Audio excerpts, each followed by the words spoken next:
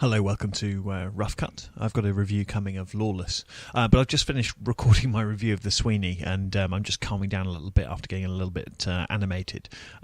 But I did mention a film called Face at the beginning of that, and if you've got any inclination to see The Sweeney, I'd recommend you dig out an old copy, a VHS copy or something of Face, and see that instead. And it's just occurred to me that Ray Winstone is actually in that film as well. So, and that's good Ray Winstone as well, not this ridiculous dressed in young people's clothes running around with a gut. Ray Winstone. So watch Face instead. And I didn't even get round to talking about the direction or the cinematography or anything like that of The Sweeney because I was just so shocked and appalled by the plot and the script. But it's fair to say I didn't think much of those either. So anyway, let's crack on with Lawless. So Lawless is the new film by John Hillcott. He's an Aussie director who's previously made the excellent The Proposition, which is a very tough sort of western, and he made the film adaptation of The Road as well, which again, if you can stomach it, it's very good indeed. So the screenplay for Lawless, interestingly, was written by Nick Cave, the much-feted Aussie musician, and it's based on a novel. But actually, Nick Cave has done loads of stuff that I wasn't aware of, and obviously he's done loads of music for films. He composes the music for this and does an amazing job with the music. It's absolutely fantastic.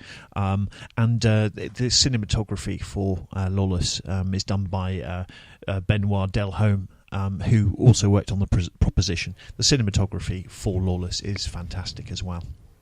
So it's interesting actually that Lawless is an 18. It's quite rare these days that you get 18s. Quite often what happens is they'll just cut little bits of the violence, get in under as a 15 to obviously let more people come in and pay money and see it. So actually I really applaud them for sticking with the 18 certificate and all the implications, because actually you really very rarely get an 18. I know that Dread 3D is out now as well, and that's an 18, and apparently that's very tough, but you can see the justification for that. I think it would have been very easy for them, for John Hillcott, to edit this film slightly to get rid of some of the more graphic violent scenes, bit of the swearing, and slip it in under the 15 radar, and I don't think he'd have lost that much. But at the end of the day, I really applaud him for sticking to his guns and sticking with the 18 and making sure it's the film that he wanted you to see. So plot-wise, it's set in rural Virginia during the Prohibition years, the 1920s, early 30s. Three brothers run an illegal hooch operation, and they're bootleggers. At the start of the film, we realise that the local law are complicit to the supply of hooch, and the three brothers have sort of a legendary status locally as being invincible. There's a bit of a myth built around them that they are really tough. The older brother served in the First World War, was the only survivor from his company or whatever it was, who were all wiped out. He then, something else happened that he got, I think it was Spanish flu, and survived. So they're all really tough, except for the younger brother who hasn't featured much. He's on the outside, Shia LaBeouf, and he's pushing Tom Hardy, the main brother, the middling brother, pushing him to get him involved in the illegal hooch business. So into this rosy picture comes an outsider from Chicago, Guy Pearce's character. He acts as the enforcer for this corrupt superior who works, for the government, essentially. So we don't really see much of his boss. We just see him in a couple of scenes. However, fortunately, we see lots of Guy Pearce. So Guy Pearce turns up with his boss, but Guy Pearce does all the talking while the boss sits in the car. Guy Pearce turns up, and the local law enforcement officers are present as well. They don't know what to. They're sort of they're conflicted, and their loyalties are all over the place.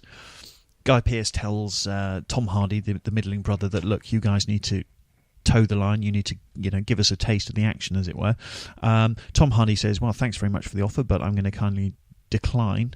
So there's a bit of a set too, and then obviously this is sets the tone for the sort of brooding menace that is Guy Pearce and the power struggle that emanates from that situation. So Guy Pearce's character is absolutely fantastic. He is very, very well dressed. He looks totally out of place. He's from Chicago. We know he's from the big city. He is very effete. He reminds me actually of Tim Roth's character in Rob Roy. He's that sort of, that ridiculous peacock that at the same time is incredibly menacing and clearly incredibly dangerous. There are a few little bits and pieces, scenes that make you think that sort of sexually there's just something not quite right there. You wonder if he might be a homosexual. There's certainly an implication of that. However, there is a scene in a hotel room where he's with a young black lady, and clearly something has happened, and she's sitting on the edge of the bed in tears while he is very calm and relaxed.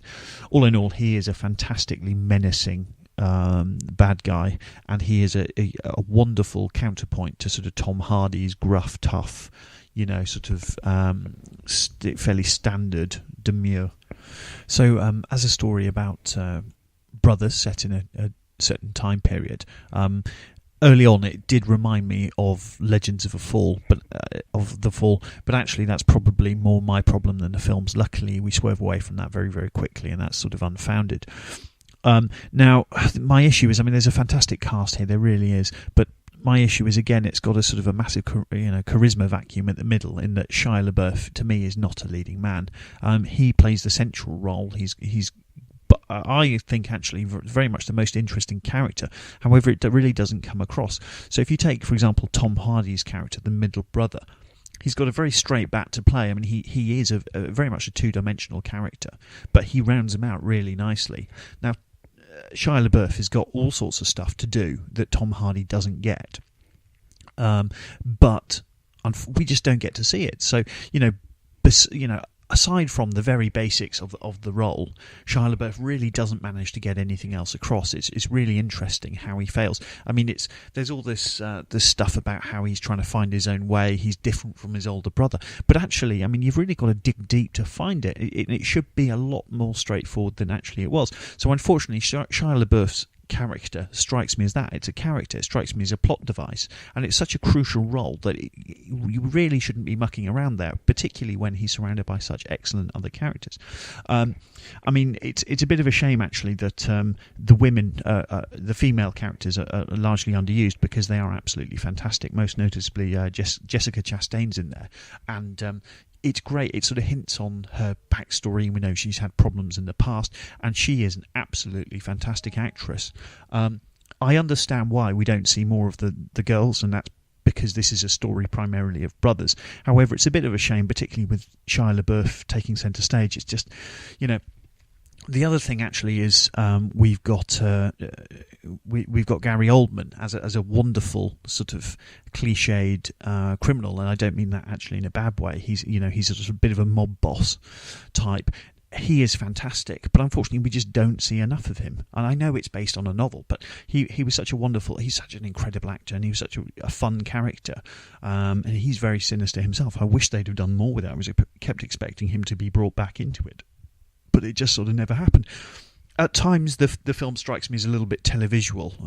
It just gets a little bit clunky. I'm not sure if that's Nick Cave's fault, but overall, it's a lot of fun. It's a good effort. There are issues with it, but quite frankly, I enjoyed it.